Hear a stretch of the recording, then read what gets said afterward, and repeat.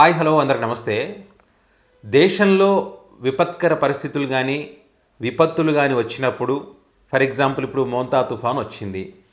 ఇలాంటి సమయాల్లో రాజకీయాలు చేయకుండగా మానవతా దృక్పథంతో మరి ప్రజలకు సేవలు అందించాల్సిన అవసరం ఏ ప్రభుత్వానికైనా ఉంటుంది.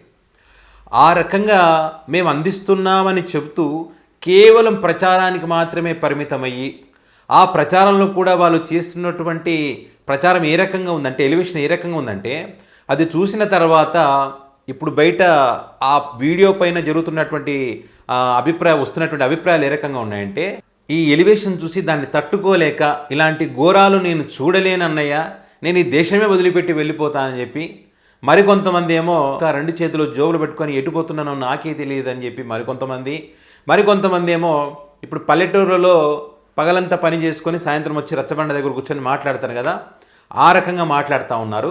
అసలు ఇది టీవీ ఛానలేనా, అసలు వీళ్ళు జర్నలిస్టులేనా, ఏం వైపరీత్యము, ఏమి అరాచకాలు ఇవన్నీ అని చెప్పి కామెంట్ చేస్తున్న పరిస్థితి ఉన్నది. మీరు కూడా ఈ వీడియో చూసిన తర్వాత మీ అభిప్రాయం కూడా కామెంట్ రూపంలో పెట్టండి.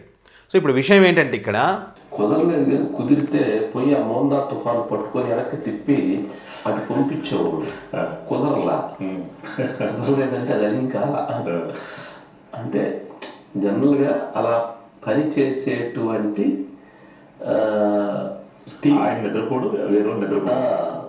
అది కుదరలేదట. లేకపోతే దాన్ని పట్టుకొని అంటే నెక్స్ట్ అంటే ఫ్యూచర్లో అలా వచ్చే సైక్లోన్ ఏమన్నా ఇంకా రూట్ మరల్చడానికి సముద్రం వెనక్కి తిప్పడానికి కొత్త మార్గాలు ఉండేమో కనిపెట్టవచ్చు. అవన్నీ ఇప్పుడేం మనం ఇది వీళ్ళు అసలు జర్నలిస్ట్ అంటారా, ఏమైనా బాధ్యతతో మాట్లాడుతూ ఉన్నారా, అది ఏమైనా సైక్లోన్ అనుకున్నారా, లేకుంటే మీ పార్టీ సైకిల్ అనుకున్నారా, చేతితో పట్టి ఎదురు వెళ్ళి ఆపడానికి దాన్ని ఏమైనా 110-120 కిలోమీటర్ల స్పీడ్తో వస్తున్నటువంటి తుఫాన్ అంటే కుదరలేదు కానీ వెళ్ళి ఆపేసి వెనక్కి పంపించేవాడంట. ఏంటిది ఇది? ఈ ఎలివేషన్లు తప్ప ఏమైనా దీనివల్ల, ఈ తుఫాను వల్ల ప్రజలకు ఏమైనా నష్టం జరిగిందని ఆ నష్టానికి సంబంధించి అంచనాలు ఏమైనా మన ఛానల్లో మనం చెప్తున్నామా? ఎవరికైనా ఆహారం అందలేదేమో ఆ ప్రాంతానికి ఆహారం అందించడం చెప్పి ప్రభుత్వానికి అలర్ట్ ఏమైనా మనం చేస్తూ ఉన్నామా? ఎవరైనా మెడికల్ పరంగా ఇబ్బంది పడుతున్నారేమో అని చెప్పి అధికారులకు ఏమైనా సమాచారాన్ని చేరవేసేటువంటి కార్యక్రమం మన ఛానల్ ద్వారా మనం ఏమైనా చేస్తూ ఉన్నామా? ఏమీ చేయడం లేదు. నష్టం ఎంత జరిగింది, పంట ఎంత నాశనం అయింది, ఏ రకంగా ఇబ్బందులు పడుతున్నారని దాని గురించి చెప్పండి అయ్యా బాబు అంటే, ఆడ కూర్చొని సైక్లోన్ తిప్పేనికి పంపించేవాడు, ఎండలు ఎక్కువ ఉన్నాయి తగ్గించినోడు, సముద్రాన్ని ఆపినోడు, ఎవడికి ఉపయోగం ఈ ఎలివేషన్లు? అన్నీ వీళ్ళే అంటారు. ఇలాంటి సమయాల్లో రాజకీయాలు చేయదని మొత్తం రాజకీయం అంతా వీళ్ళే చేస్తారు. టీవీలో ఇంకోటి పెట్టారు, చంద్రబాబు నాయుడు అని అంటే అధికారులతో డైరెక్ట్ నన్ను రంగంలోకి దిగమంటారని, అంటే ఇక దిగలేదని అర్థం. ఇంకొక విచిత్రం ఏంటంటే, ఇక్కడ మోంతా తుఫాన్పై చంద్రబాబు కీలక ఆదేశాలు. మోంతా బీభత్సం, బాబు ఎక్కడ, ఏంటి పరిస్థితి, బాబుకు మోదీ ఫోన్. మోంతా తుఫాన్పై సీఎం చంద్రబాబు సమీక్ష. నారా లోకేష్కు సీఎం ఆదేశాలు. దూసుకొస్తున్న మోంతా తుఫాన్, సీఎం చంద్రబాబు కీలక ఆదేశాలు. ఇట్లా కీలక ఆదేశాలు, సమీక్షలు, ఇవి తప్ప ఫీల్డ్లో వెళ్ళి వర్క్ చేసినది ఏమైనా ఉందా? చంద్రబాబు నాయుడు గారు, మంత్రులు, లోకేష్ గారు అక్కడ కూర్చొని సమీక్షలు, టెలికాన్ఫరెన్స్లో చేస్తున్నారని చెప్పి అది మాత్రమే చూపిస్తున్నారు. కానీ అక్కడ ప్రజల యొక్క వాస్తవ పరిస్థితి ఏంటి, అక్కడ తరలించారా లేదా, వాళ్ళకి భోజన వసతి కల్పించారా లేదా అనేటువంటిది ఎక్కడైనా చూపిస్తున్నారా? ఇదే కాకుండా ఇంకో ఛానల్లో కూడా చూడండి, ఏబిఎన్లో చూడండి, మోంతా తుఫాన్పై సీఎం చంద్రబాబు సమీక్ష, అధికారులకు సీఎం చంద్రబాబు కీలక ఆదేశాలు. మోంతా తుఫాన్పై చంద్రబాబుకు మోదీ ఫోన్, అధికారులతో సీఎం చంద్రబాబు సమీక్ష, అధికారులకు సీఎం ఆదేశాలు. తుఫాను మీద బాబు యుద్ధం, హుదుహుద్దుని మించిన స్థాయిలో. దీంట్లో ఎక్కడైనా వాస్తవ పరిస్థితులు ఏ రకంగా ఉన్నాయి, ప్రజలు పడుతున్న ఇబ్బందులు కూడా చెప్పామా? చెప్పలేదు. వాస్తవం ఏంటో చెప్పనా, చూపిస్తా చూడండి.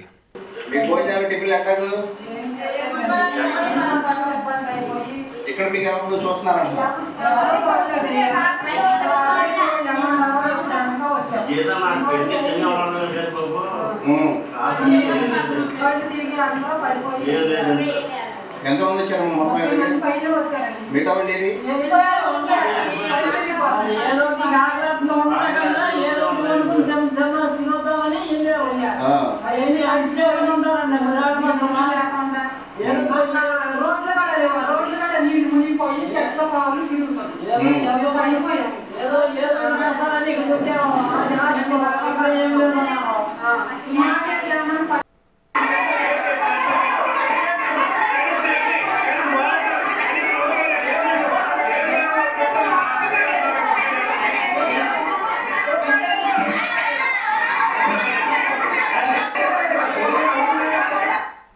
ఇది వాస్తవ పరిస్థితి.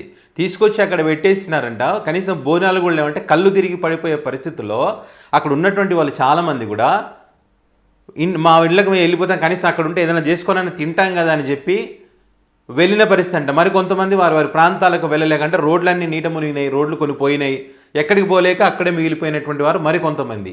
అది చేశారు, ఇది చేశారు, గంటకు సమీక్ష చేశారంటే సమీక్ష చేస్తే ఇవన్నీ ఎందుకు సమస్యలు ఉన్నాయి ఇక్కడ రాజకీయం కాదు కదా చేయాల్సింది, ఎలివేషన్ కాదు కదా చేయాల్సింది. వేరే వాళ్ళ మీద వేరే వాళ్ళు వాళ్ళలాగా కాదు మేమని చెప్తూనే మీరు రాజకీయం చేస్తున్నారు. జగన్మోహన్ రెడ్డి లాగా మేము కాదు.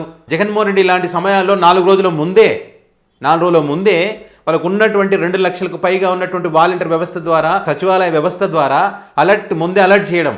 ఏ ప్రాంతాల్లో వర్షాలు వస్తాయి, ఏ ప్రాంతాల్లో పిడుగులు పడే అవకాశం ఉంటుంది, ఏ ప్రాంతాల్లో నీట మునిగేటువంటి అవకాశం ఉంటుంది, ఎవరు ఎక్కువ ప్రమాదంలో ఉంటారో వారందరినీ సురక్షిత ప్రాంతాలకు తరలించి భోజన వసతులు కల్పించి మరి ఇంట్ల దగ్గర ఉండేటువంటి వాళ్ళకు ముందే రేషన్ బియ్యం కానీ సరుకులు కానీ ముందే పంపిణీ చేసి ఇప్పుడు కూడా చేస్తున్నారు కదా వాళ్ళు. సచివాలయ వ్యవస్థ వేస్ట్, దేశంలో ఎక్కడ లేనటువంటి సచివాలయ వ్యవస్థను తీసుకొచ్చారు. ఏబిఎన్లో వచ్చింది కదా, అప్పుడు రాశారు కదా. అనవసరమైన ఖర్చు ఇది, అవసరమా 1,00,000 పైగా ఉద్యోగాలు అన్నారు. ఇప్పుడు అదే సచివాలయ వ్యవస్థ పనిచేస్తూ ఉంది కదా, ఇప్పుడు అదే సచివాలయాలు మనకు పనికొస్తూ ఉన్నాయి కదా. ఇలాంటి విపత్కర పరిస్థితులు వచ్చినప్పుడు నేషనల్ డిజాస్టర్ మేనేజ్మెంట్ అథారిటీ అనేటిది ఒకటి ఉంటుంది.